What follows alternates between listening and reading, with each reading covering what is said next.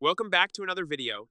In today's video, I'll show you how to increase limit in Canva Pro 2026. First, it's important to understand that most Canva Pro limits like storage, design size, or feature access cannot be manually increased.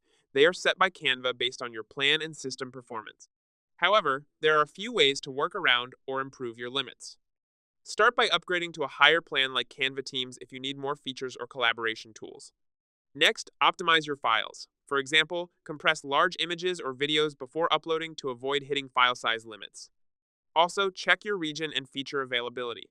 Some Canva Pro features are restricted based on your location and may not be available everywhere. If you're hitting storage limits, delete unused designs or upgrade your storage plan if available. Finally, for AI tools or advanced features, limits may reset daily or depend on usage, so try again later or reduce heavy usage. That's it. If you found this video helpful, don't forget to like and subscribe.